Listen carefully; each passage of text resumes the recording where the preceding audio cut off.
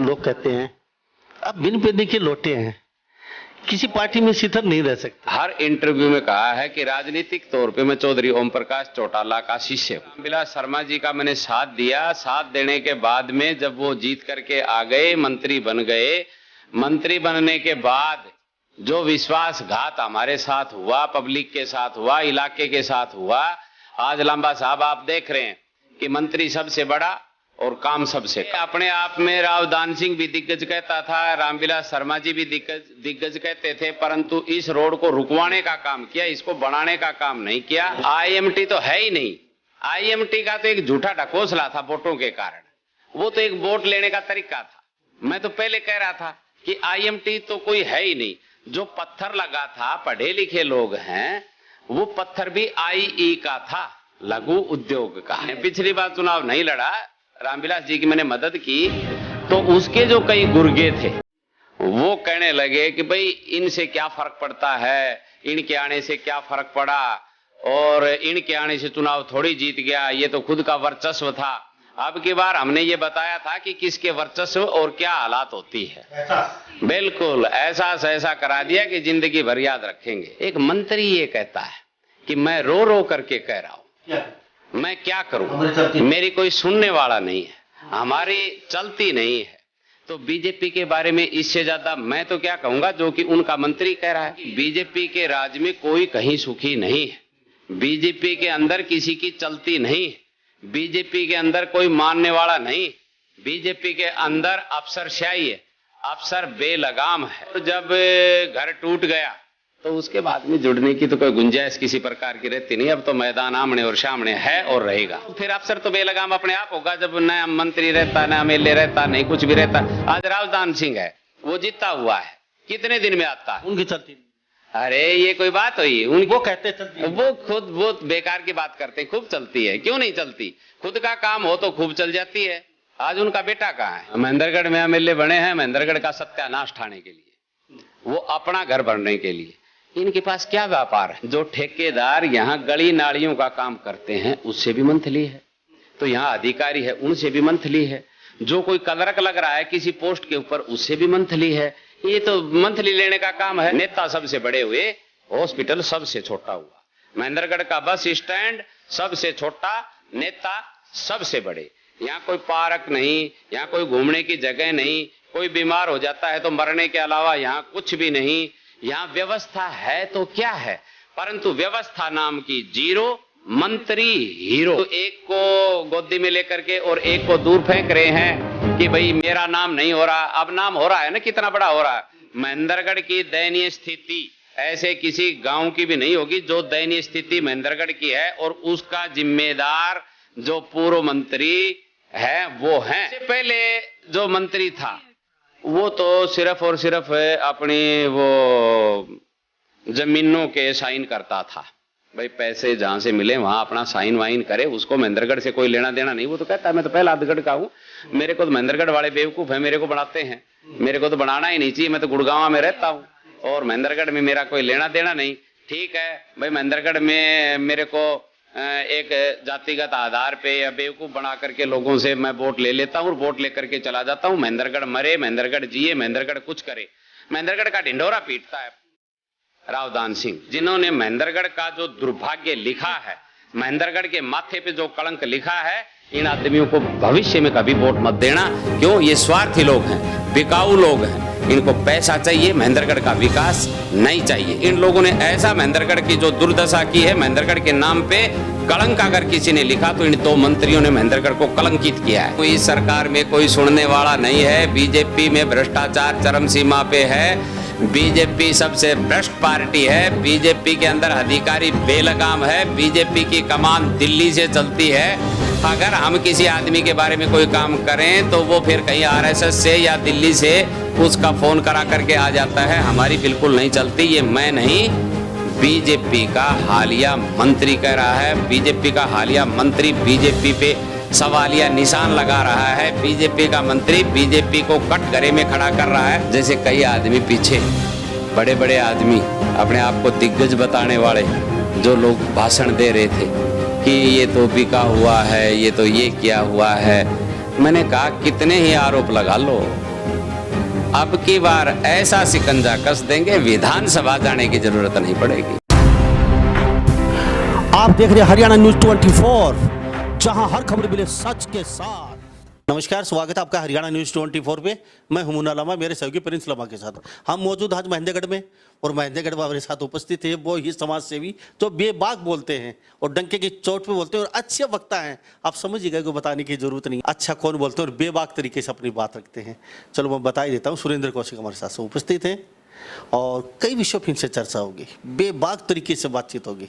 कौशिक साहब, हरियाणा न्यूज 24 का बहुत बहुत थैंक यू लंबा साहब, धन्यवाद। कई देर से गुम थे, कहाँ? ना, मैं यहीं रहता हूँ, पब्लिक के बीच में रहता हूँ। अब मैं इंडियन नेशनल लोकदल पार्टी का जिला अध्यक्ष हूँ और आपसे मेरी पहली मुलाकात हो रही है। तो आपके चैनल को, आपको हमारी पार्टी की तरफ से बहुत बहुत बधाई है, बहुत बहुत धन्यवाद है। बड़ौदा का चक्कर लगा चुका? हाँ, बड़ौदा जा कर के आया हूँ मैं। बड़ौदा में हमारी पार्टी की एक अच्छी हवा है और लोग अपने आप जुड़ने लग रहे हैं।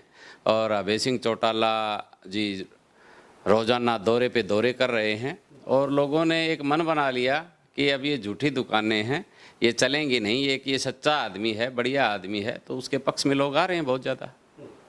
कौशिक साहब, पहले तो एक सवाल ये ही कर लेते हैं आपसे। लोग कहते हैं अब बिन पैदे के लौटे हैं, किसी पार्टी में सिथर नहीं रह सकते। ये गलत बात है। मैं राजनीति में आपको जब भी मैंने इंटरव्यू दिया है तो मैंने आपको हर इंटरव्यू में कहा है कि राजनीतिक तौर पे मैं चौधरी ओम प्रकाश चौटाला का शिष्य हूँ। 2007 से पहले मैं समाज सेवा, गौ सेवा, संत सेवा, कोई धार्मिक कार्य, गरीब बेटी की शादी में भाग लेता था, पर राजनीति में मेरा कोई भाग नहीं था। 2007 में सबसे पहले मैं राजनीति में आया तो चौधरी ओम प्रकाश चौटाला की मैंने सब्जी मंडी में एक विशाल जनसभा की थी और इंडियन नेशनल लोकदल पार्टी को मैंने ज्वाइन किया। उसके बाद में जब मैंने जिला परिषद का चुनाव लड़ा, चुनाव लड़ने के बाद में मैं जीत गया। जीतने के बाद में मैं जिला परिषद का चेयरमैन बना।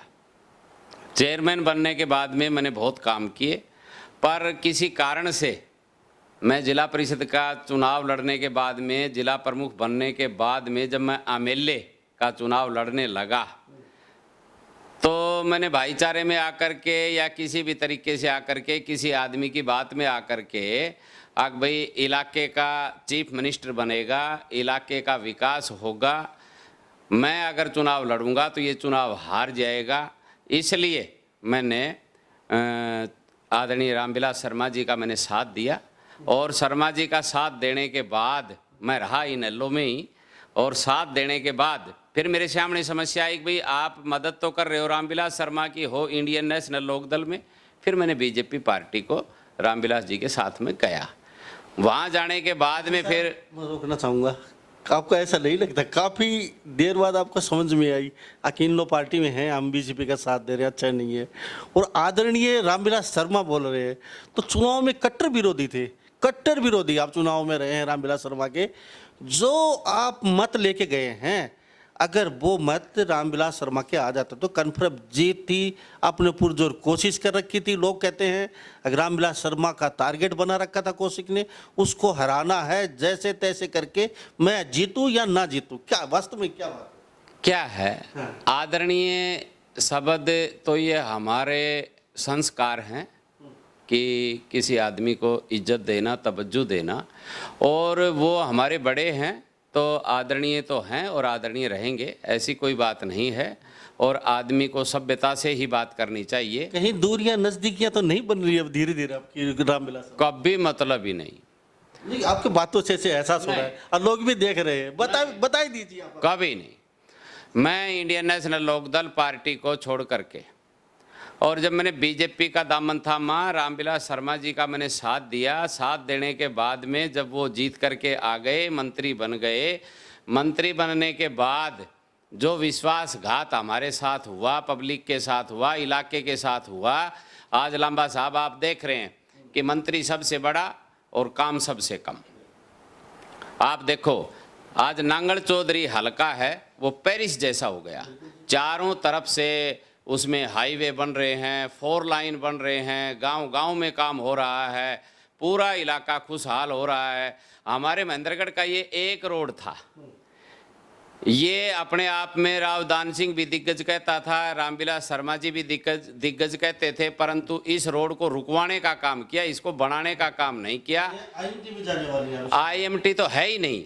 आईएमटी का तो एक झूठा ढकोसला था वोटों के कारण, वो तो एक वोट लेने का तरीका था। मैं तो पहले कह रहा था कि आईएमटी तो कोई है ही नहीं। जो पत्थर लगा था, पढ़े लिखे लोग हैं, वो पत्थर भी आईई का था, लघु उद्योग का। और लघु उद्योग में कोई आटा चक्की, कोई ये हुआ, बताओ ये खुडाना की, उसमें कौन लगाएगा जा करके। ये सिर्फ ढकोसला था, वोट लेने का था। और अब वो सारे डॉक्यूमेंट्स इकट्ठे किए, कई क्विंटल डॉक्यूमेंट्स इकट्ठे कर लिए। उस सरपंच साहब के घर, ओमपाल सिंह के घर अधिकारी पड़े रहे, कई लाखों का बेचारे के खर्चा लग गया। मैं उसको कह रहा था, अरे क्यों वो कर रहे हो, ये आने वाली नहीं है। क्यों कि जब आईएमटी आए तो उसका नज़ारा ही अलग होता है। जब इंडस्ट्रीज एरिया बनाए तो सरकार का नज़रिया अलग होता है। ये सबको पता था कि ये ढकोसला चल रहा है। इस ढकोसले के अंदर लोग थोड़े से गुमराह हुए। गुमराह होने के बाद में लोगों ने वोटिंग कर दी। पिछली बार चुनाव नहीं लड़ा, रामविलास जी की मैंने मदद की, तो उसके जो कई गुर्गे थे वो कहने लगे कि भाई इनसे क्या फ़र्क पड़ता है, इनके आने से क्या फ़र्क पड़ा, और इनके आने से चुनाव थोड़ी जीत गया, ये तो खुद का वर्चस्व था। अब की बार हमने ये बताया था कि किसके वर्चस्व और क्या हालात होती है। बिल्कुल एहसास ऐसा करा दिया कि ज़िंदगी भर याद रखेंगे। पूरे हरियाणा में एक बात काफ़ी जोर पकड़ी हुई है, यहाँ के जो ओम प्रकाश एडीओ हैं, जो मंत्री जी हैं, उनके ऊपर एसपी साहब ने केस दर्ज करवा दिया विभिन्न धाराओं के तहत। तो आपकी नज़र में क्या केस दर्ज कराना सही है या गलत है? आप क्या कहेंगे इस बात को लेके? मैं ओम प्रकाश जी एडीओ की इज्जत करता हूँ। वो अच्छा मंत्री है, अच्छा लीडर है, और बेबाक बोलता है, साफ सुथरी बात बोलता है। वो जैसी बात अंदर है वैसी बात बाहर बोलता है। उन्होंने जो बात बोली वो बेबाक बोली। उन्होंने बीजेपी का जो नज़रिया, बीजेपी का जो नज़ारा, बीजेपी क्या कर रही है, वो लोगों को दिखाने का काम ओम प्रकाश जी एडीओ ने किया कि आज हमारी पार्टी की सरकार क्या कर रही है। एक मंत्री ये कहता है कि मैं रो रो करके कह रहा हूँ, मैं क्या करूँ, मेरी कोई सुनने वाला नहीं है, हमारी चलती नहीं है। तो बीजेपी के बारे में इससे ज़्यादा मैं तो क्या कहूँगा जो कि उनका मंत्री कह रहा है। मंत्री जी ने बहुत अच्छी बात बोली, बेबाक बोली। और बीजेपी के बारे में मंत्री जी ने जो कहा वो ऐसी बात कही कि बीजेपी के राज में कोई कहीं सुखी नहीं है, बीजेपी के अंदर किसी की चलती नहीं है, बीजेपी के अंदर कोई मानने वाला नहीं, बीजेपी के अंदर अफसरशाही है, अफसर बेलगाम है। हमने प्रेस कॉन्फ्रेंस भी की। हमारे आदरणीय अभय सिंह चौटाला जी ने सबसे पहले एक बात बोली थी कि अगर मंत्री जी की गलती है तो मंत्री के खिलाफ कार्रवाई हो, अगर एसपी महोदया की गलती है तो उनके ऊपर कार्रवाई हो, ये सरकार करे। परंतु आजकल एक चल रहा है सिस्टम कि कोई भी आदमी बयान दे रहा है मंत्री जी के पक्ष में कि मंत्री जी के खिलाफ झूठी एफआईआर हुई है, एफआईआर नहीं होनी चाहिए, इसको निरस्त किया जाए। अरे वो सबसे बड़ा मंत्री आज वो हरियाणा सरकार है, और उसके खिलाफ अगर हम मांग कर रहे हैं तो ये सूर्य को दीपक दिखाना है। रही बात ये पूर्व मंत्री जी, हालिया मंत्री जी को कहते हैं कि हमने आपके बारे में मुख्यमंत्री जी से, गृह मंत्री जी से, हरियाणा के बीजेपी के प्रदेश अध्यक्ष से हमने सबसे बात कर ली है आपके बारे में। तो क्या हालिया मंत्री को मुख्यमंत्री या गृह मंत्री या प्रदेश अध्यक्ष नहीं जानते क्या? इसका मतलब हालिया मंत्री जी की पूर्व मंत्री जी बेइज्जती कर रहे हैं। 5 साल अपने राज्य किया, जिला प्रमुख रहे आप इन लो पार्टी में। तो आपको क्या लगता है व्यवस्था बदलना इतना आसान है, सिस्टम को बदलना इतना आसान है? आपने 5 साल रह के क्या बदला उस कुर्सी पर रह के? मैं आपको एक बात बताना चाहता हूँ। जब मैं जिला परिषद का चेयरमैन था, जब कांग्रेस का राज था और मैं इंडियन नेशनल लोक दल में था, हमारी सरकार नहीं थी, पर हमारी जो कुर्सी है वो एक कुर्सी ऐसी है, स्वतंत्र कुर्सी है। सरकार ने मेरे को नहीं चाहा कि ये आदमी कुर्सी के ऊपर रहे, और सरकार ने पूरा तांडव किया था। सरकार ने मेरे को नहीं चाहा था कि ये आदमी रहे, मेरे खिलाफ नो कॉन्फिडेंस भी आया था, मैं उसमें भी जीता था। शुरू में मैं टॉस में जीता था, हमारी सरकार नहीं थी। उसके बाद में भी मैंने ऐसे मायने स्थापित किए थे कि काम करने वाले की जब इच्छा होती है तो वो काम जरूर करता है। आज देखो, जिला परिषद का चेयरमैन जब मैं था, हर गौशालाओं में पानी का प्रबंध करना, टीन शेड का प्रबंध करना, लाइटें नहीं थी, सोलर का प्रबंध करना, जब जब भी मैं जहाँ पे गया मैंने वो प्रबंध किया। दूसरा, गांव में कोई रोड का काम था, कोई गली का काम था, कोई नाली का काम था, कोई लाइटों का काम था, वो हमने करवाया। उसके बाद में किसी गरीब आदमी की कोई सुनने वाला नहीं था, तो अधिकारी बेलगाम है, पहले भी बेलगाम था, आज भी बेलगाम है। परंतु मैं मेरी गाड़ी में बैठा करके उसको लेकर के जाता, मैं उसका काम करवाता। मेरी योजना में सबसे ज़्यादा मकानों के पैसे आए, सबसे ज़्यादा मकानों के पैसे आए। हमने कभी ये नहीं कि एक पैसा अगर ज़िले में आया तो उसको तुरंत गांव में, शहर में हमने भेजने का काम किया। कोई अधिकारी जो काम नहीं करता था उससे हमने जाकर के पूछने का काम किया। मिड डे मील जो बच्चे खाते थे, सबसे ज़्यादा गड़ा सड़ा खाना वहाँ पे आता था। मैं बहुत स्कूलों में गया, मैंने जाकर के छापेमारी की, बच्चों के साथ मैंने खुद खाना खाया, और खुद खाना खा करके उसमें जो गलतियाँ थी उसको मैंने दुरुस्त करवाया। साथ में जहाँ भी गलती होती मैं सरकार को लिखता, तो मैं विपक्ष का आदमी था इसलिए सरकार सुनती नहीं थी, पर मैंने मेरी कलम में जितनी पावर थी वो मैंने पूरी पावर यूज की। चलो मान लेते हैं आपकी बात, आपने बहुत अच्छे काम किया, आप मानते हैं ये बात? बिल्कुल बिल्कुल। दोबारा चुनाव लड़े, दोनों जगह से आपने बहुत बुरी तरह हारे, इतना काम करवाने के बावजूद भी फिर हार का कारण क्या रहा? कुछ वो हार का कारण क्या था कि हमने जिस आदमी का भला किया, हमने जिस आदमी का भला किया, जिस आदमी को जिताया, वो हमारे खिलाफ मैदान में उतर गया। उसका बेटा था, वो लोगों को जा जा करके एक सरकार हमारी है, उसकी कोई चलने वाली नहीं है, तेरे बच्चे को नौकरी लगा देंगे, तेरे ये काम करवा देंगे। तो लोगों ने उस बात का उल्टा वो अर्थ लिया कि सुरेंद्र कौशिक की चलने वाली नहीं है, इसलिए विकास के लिए हम वोट दें। उसके उपरांत भी मैं 2 जगह से जब मैंने चुनाव लड़ा तो 2 जगह से मैंने 9,500 वोट लिया था। मैंने वोट कोई कम नहीं लिया था, परंतु वो सरकार की एक मंत्री जी के बेटे की, मंत्री जी की एक साजिश थी कि अगर ये चुनाव लड़ेगा, चुनाव जीतेगा, तो ये आगे हमारे ऊपर भारी पड़ेगा। वो उनकी गलत सोच थी।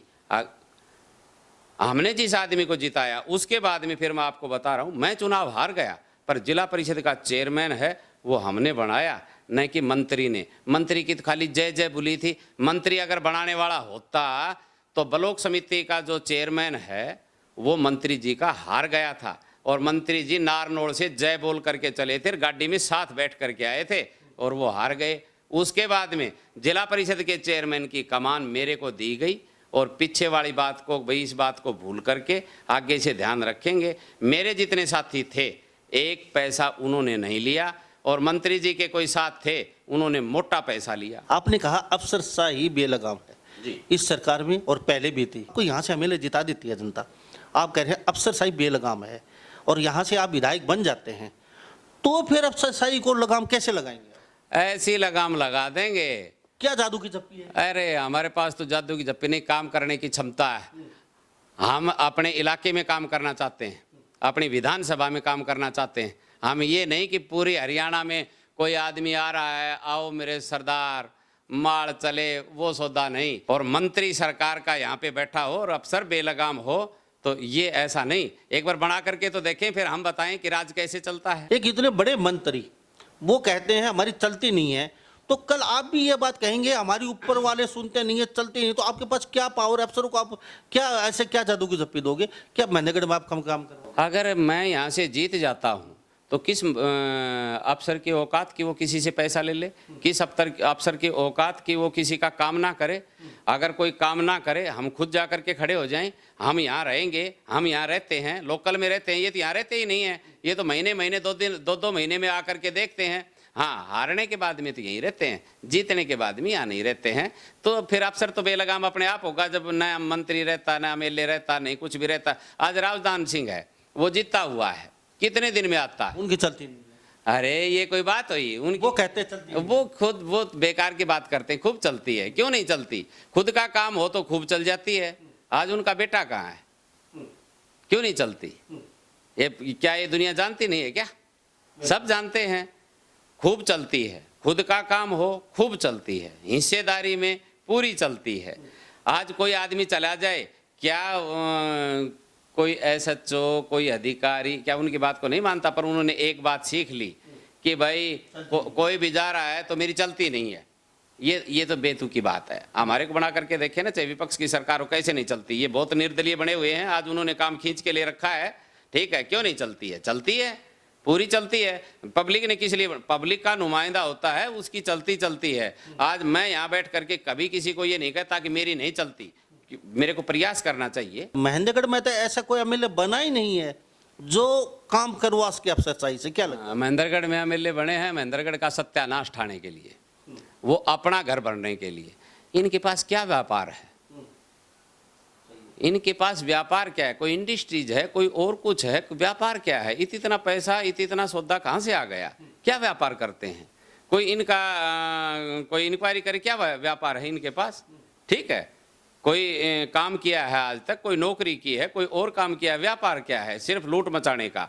मैं आपको एक बात कहता हूँ कि ये तो जो ठेकेदार यहाँ गली नालियों का काम करते हैं उससे भी मंथली है, तो यहाँ अधिकारी है उनसे भी मंथली है, जो कोई क्लर्क लग रहा है किसी पोस्ट के ऊपर उससे भी मंथली है। ये तो मंथली लेने का काम है। सबसे बड़ा उदाहरण फिर कैसे चलेगी? फिर कैसे चलेगी अधिकारियों पे? अगर ये सिस्टम है, अधिकारी क्यों माने? तो अधिकारियों को कहाँ कहते हैं? ये अधिकारी को फोन करते हैं, फला आदमी आ रहा है, देख लेना।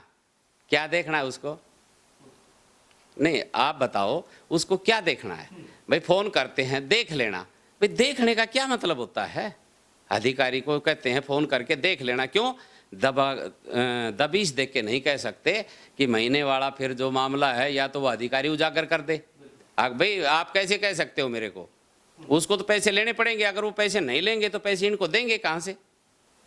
एक तहसीलदार आया था यहाँ पे, मैं उसका नाम नहीं बताऊंगा, वो मेरे को कहने लगा कि मंथली भी 2-3 जगह की बात कर ली, इतना पैसा मैं लेता नहीं हूँ। तो मैंने कहा बदली करवा जाए यहाँ से।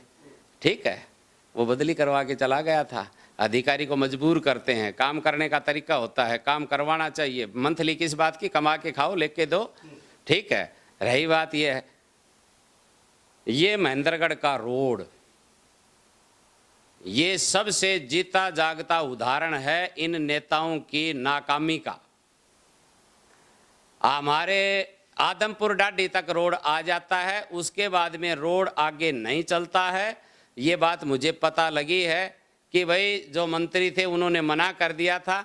हमारा जो ये बाईपास, ये हाईवे गया है चंडीगढ़, ये भी साइड से चला गया।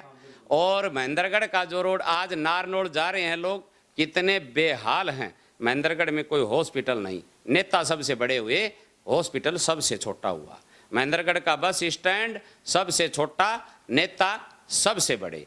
यहाँ कोई पार्क नहीं, यहाँ कोई घूमने की जगह नहीं, कोई बीमार हो जाता है तो मरने के अलावा यहाँ कुछ भी नहीं। यहाँ व्यवस्था है तो क्या है, परंतु व्यवस्था नाम की जीरो, मंत्री हीरो। कि मंत्री सबसे बड़े हैं यहाँ के, परंतु मंत्री जेब भरने के हैं बल खाली, और मंत्री कुछ नहीं। एक सवाल बहुत ही जनता का हित का भी है, क्या नगर पालिका को भंग कर देना चाहिए महेंद्रगढ़ की को? क्या लगता है आपको? नगर पालिका स्वतंत्र संस्था है। मंत्री जी का काम था कि इसके अंदर ग्रांट लाना, शहर का विकास करवाना। किसी चेयरमैन को सस्पेंड करवाना, किसी चेयरमैन को पद से हटाना, ये मंत्री जी का काम नहीं था। एक बार धमका करके कहे कि शहर का विकास करना है तो पक्का विकास हो, परंतु एक को गोदी में लेकर के और एक को दूर फेंक रहे हैं कि भाई मेरा नाम नहीं हो रहा। अब नाम हो रहा है ना, कितना बड़ा हो रहा है। महेंद्रगढ़ की दयनीय स्थिति ऐसे किसी गांव की भी नहीं होगी जो दयनीय स्थिति महेंद्रगढ़ की है, और उसका जिम्मेदार जो पूर्व मंत्री है वो हैं। उससे पहले जो मंत्री था वो तो सिर्फ और सिर्फ अपनी वो जमीनों के साइन करता था। भाई पैसे जहाँ से मिले वहाँ अपना साइन वाइन करे, उसको महेंद्रगढ़ से कोई लेना देना नहीं। वो तो कहता है मैं तो पहला आधगढ़ का हूँ, मेरे को तो महेंद्रगढ़ वाले बेवकूफ़ है, मेरे को बनाते हैं, मेरे को तो बनाना ही नहीं चाहिए, मैं तो गुड़गांव में रहता हूँ और महेंद्रगढ़ में मेरा कोई लेना देना नहीं।